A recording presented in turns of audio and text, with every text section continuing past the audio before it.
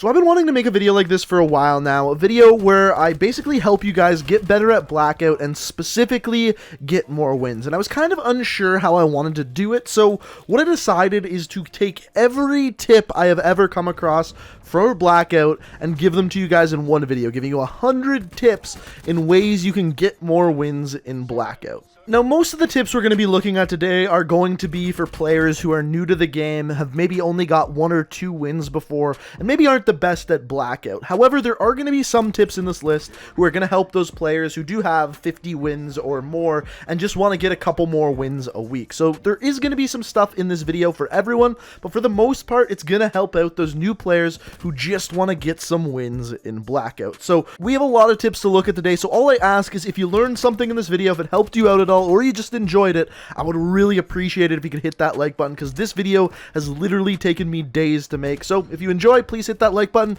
But without further ado, I will shut up and let's hop in to 100 tips to help you win some more Blackout games. So the first things we're going to look at are things you can change even before you hop into the game. So tip number 1 is sensitivity. To find your desired sensitivity, start at a number that's pretty high, maybe 12, 10, and work your way down until you get comfortable with it. I prefer using a higher horizontal sensitivity than vertical sensitivity, just because people move faster side to side in Blackout than they do up and down. So generally speaking, I have my sensitivity 1 higher horizontally than vertically. For example, here I am using 10 horizontal and 9 vertical. In fact, if you're new to the game and are having trouble aiming, I don't recommend practicing in Blackout because you get into less gunfights. If you really want to find a good sensitivity, I recommend trying it out in multiplayer. That way you get in more gunfights and are more able to quickly get used to a good sensitivity. Another setting I recommend changing is your minimap. There are 2 options. You can have a square minimap or you can have a round minimap.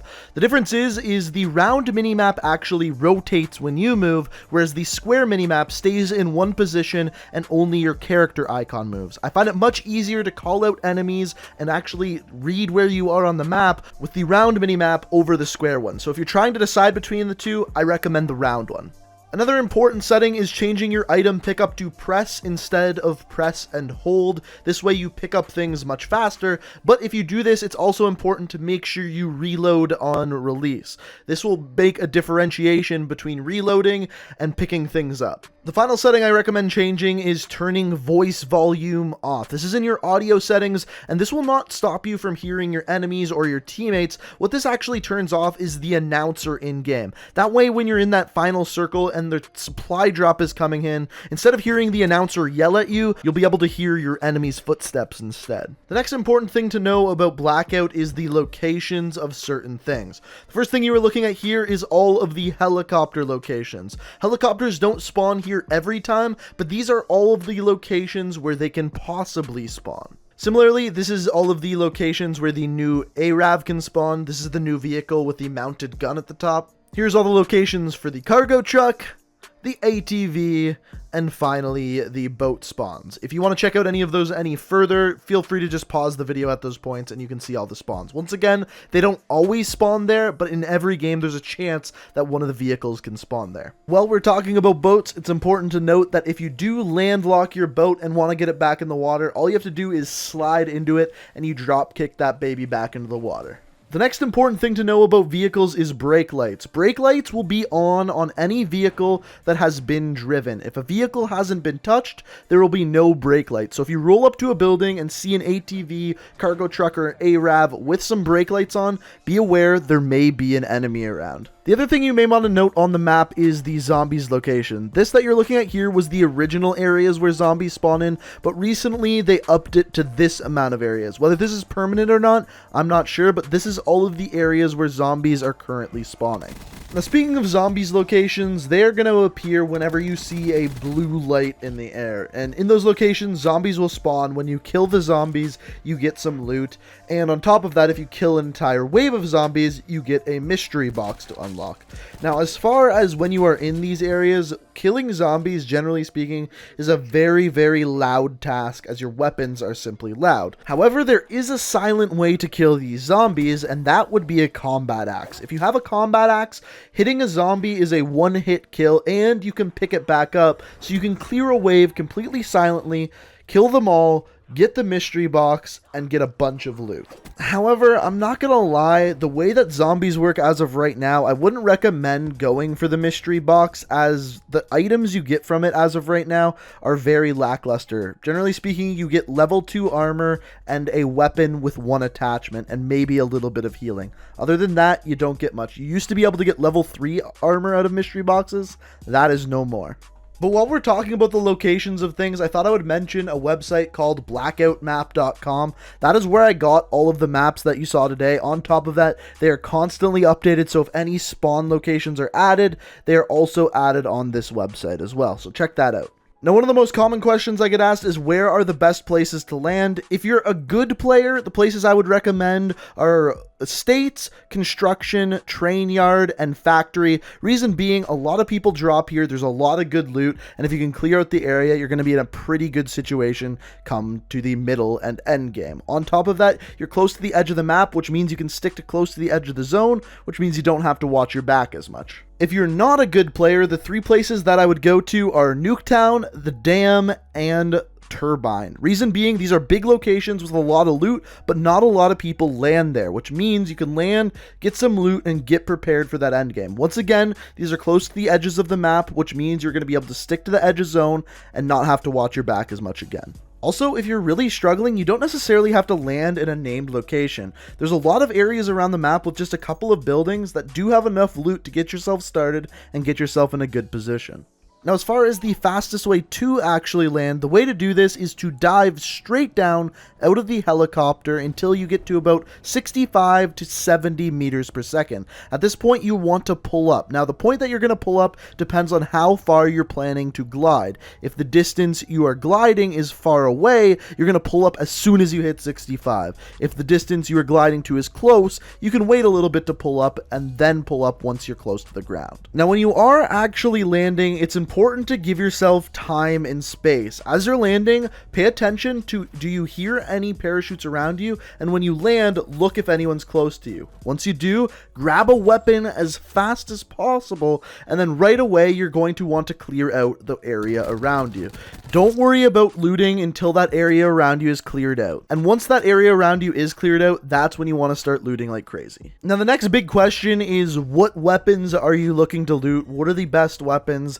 The thing I'll say about this is, the first thing you want is 2 weapons that complement each other. So for example, you don't want 2 SMGs or 2 assault rifles. You want 1 weapon that's going to be good up close and 1 weapon that's going to be good at long range. Generally in Blackout, I tend to go towards a sniper and an assault rifle. That way I have a fully automatic weapon for gunfights and a sniper to pick people off. But what we're talking about, it to go through the best weapons, what I thought I would do is just go through every class of weapons and explain what my favorite weapon in each one is and why, and look at a couple of weapon stats. So first of all, in my opinion, the best AR in Blackout, remember the stats in Blackout are different than multiplayer, is the Vapor. And the reason why I say that is because on average, it has one of the best time to kills for assault rifles at any range you get into a gunfight. Whether you're up close or at long range, that time to kill is still on point. After that, the best TAC rifle. Generally speaking, I'll carry either a TAC rifle or an assault rifle, generally not both at the same time. But this one for me goes to the ABR, just for the simple reason that this one does the most damage, has very little recoil, and once again is easy to use at short and long range, especially if you put another scope on it. The best sniper absolutely goes to the Paladin for a couple of reasons. First of all, it absolutely does the most damage, so whatever type of armor your enemy has, you will be dealing the most possible damage to them. On top of that, as I'm sure a lot of you know, in Blackout, there's something called bullet drop. So over range, your bullet is going to drop a little bit. However, the bullet velocity on the Paladin is so high that the bullet actually drops a very small amount, even over extremely long ranges, which means it's a lot easier to aim this sniper rifle than other sniper rifles. All you gotta do is point at their head and shoot. What the fuck? Moving on, talking about weapons, the MOG 12 shotgun is unbelievable. Most of the time, it's only going to take 2 to 3 shots depending on how close you are to your enemy, which absolutely shreds up close. Speaking of up close, the next thing is SMGs, and as far as SMGs in this game, I don't generally pick them up. The two I will screw with a little bit though is the Spitfire, it's really good up close, and the new SMG, the Damon. But honestly, the next tip is if you want an SMG, simply pick up the Maddox. The Maddox is an assault rifle that has a really good fire rate and most of the time outguns SMGs, which means at short and mid-range it's really good. However, at long-range gunfights is where this weapon really falls apart, and mainly the problem with it is at long range it just takes too many bullets to kill. I've also heard a lot of people talking about attachments. What are the most important attachments to find? Personally, I believe that especially for your assault rifles, grips are the most important attachments, followed up by sights. Personally, I like a 2x scope on my assault rifles, but really anything other than the iron sights generally does well. After that, the big question is perks. Which perks should you pick up? Which ones should you leave behind? Really, I break these down into 3 classes. The first one is the top tier perks. These are the ones that I'm going to pick up every time I run into them. These include Dead Silence, Awareness, and Paranoia. Dead Silence makes your footsteps silent. Awareness makes the enemy's footsteps louder, and Paranoia tells you when people are looking at you. This is especially important in later game when you are in open fields or trying to get to the next zone. You're able to tell when someone's looking at you, you can get to cover, and on top of that, this brings in the next tip that Paranoia actually tells you where your enemies are. If you really listen to the noise that it makes when Paranoia goes off, those whispering noises actually come from the direction that someone's looking at you. So if you listen carefully, you know exactly where your enemies are.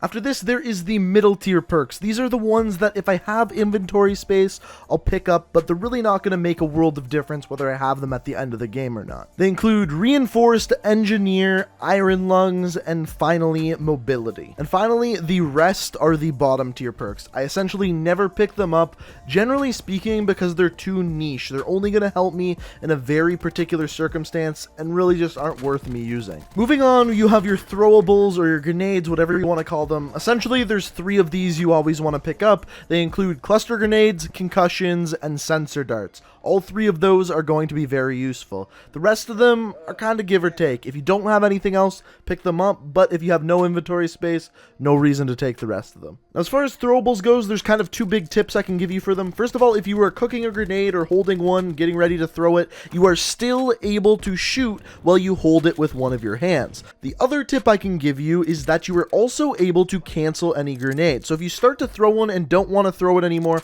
all you have to do is press change weapons or triangle and you will no longer be cooking that grenade. The next thing we're going to look at is healing, and in Blackout there is 3 different types of healing. The first is bandages. These are going to heal 25 health and stack in groups of 10. Medkits heal 50 health and stack in groups of 5.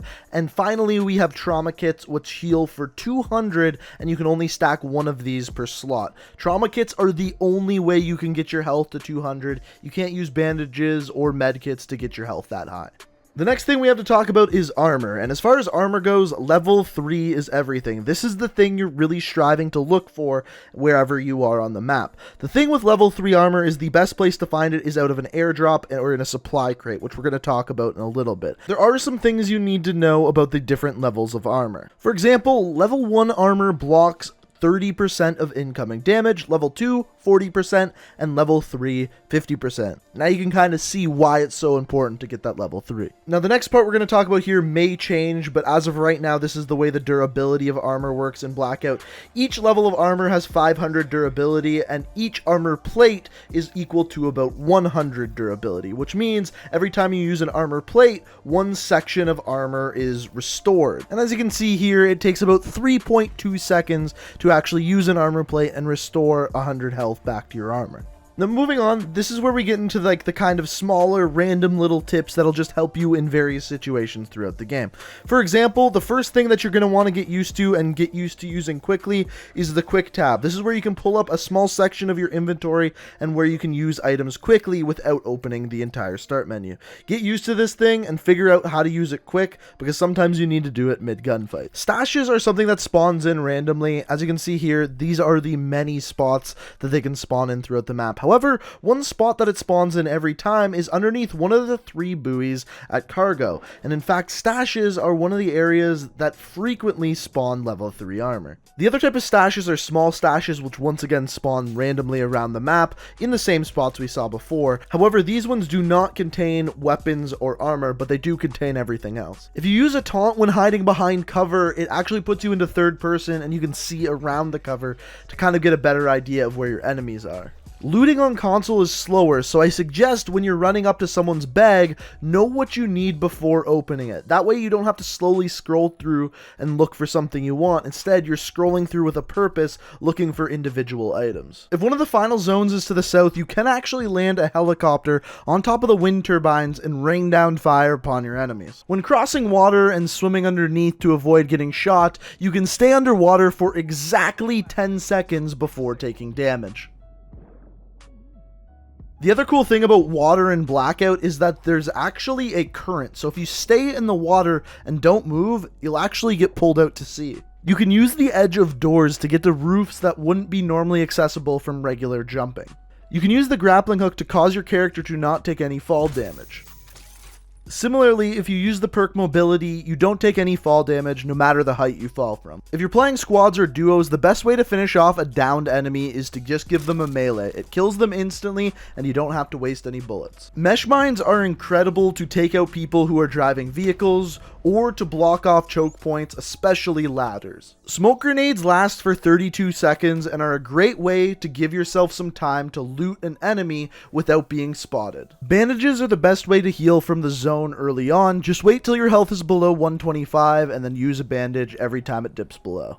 Once you can move faster than the zone, it's good to kind of move into the circle with the zone. That way you know no one will be coming from behind you. All vehicles in Blackout have a horn, even the helicopter. Here's what it is.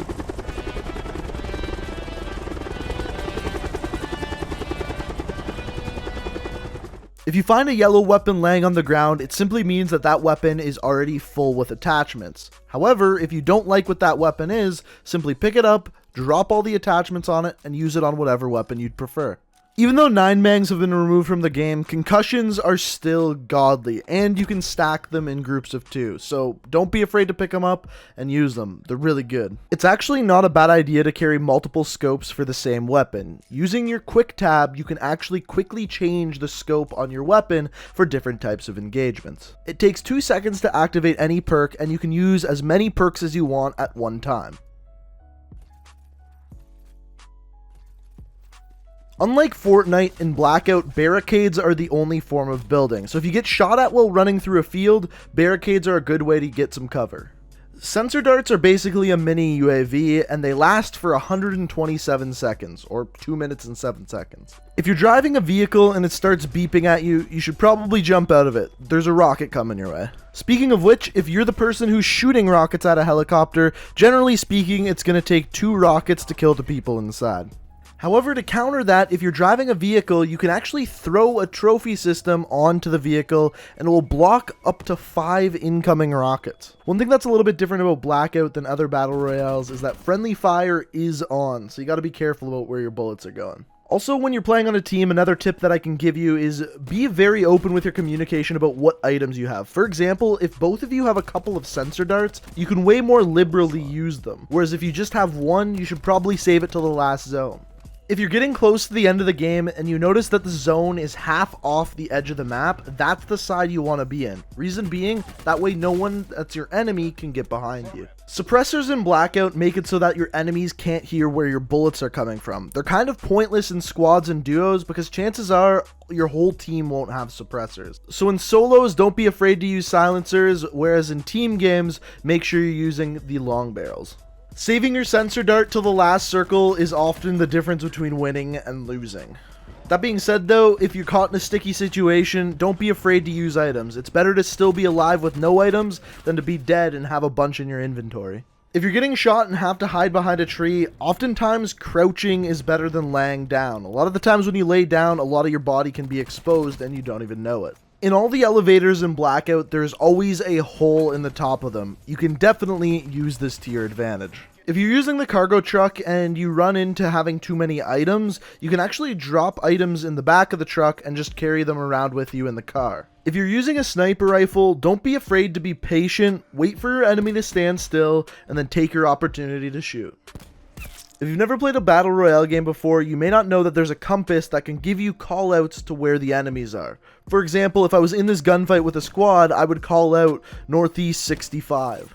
My favorite use for cluster grenades is getting enemies out of cover. For example, you see here I throw the grenade to the right of the tree, which means that they are going to have to run to the left of the tree. As soon as I throw the grenade, I can look to the left and get ready to shoot. As far as when to pick up rocket launchers, in solos I never do, in duos I rarely do, but I do recommend if you're playing quads for one of your teammates to be using it. That way if you see a helicopter, you can take her out of the sky. As far as if you were to buy something to make you better at the game, the biggest thing I can recommend for Blackout is a headset. Footsteps are absolutely huge, and if you can't hear your enemies coming, you're at a massive disadvantage. If an enemy is coming at you in a cargo truck, the easiest way to take it out is simply with a cluster grenade. If you hit the hood of the cargo truck, your enemy is gonna die. There are 8 different types of ammo. It's important to know all the guns and which type of ammo they take. That way, if you're running low on ammo, you know exactly what to search for on a dead body.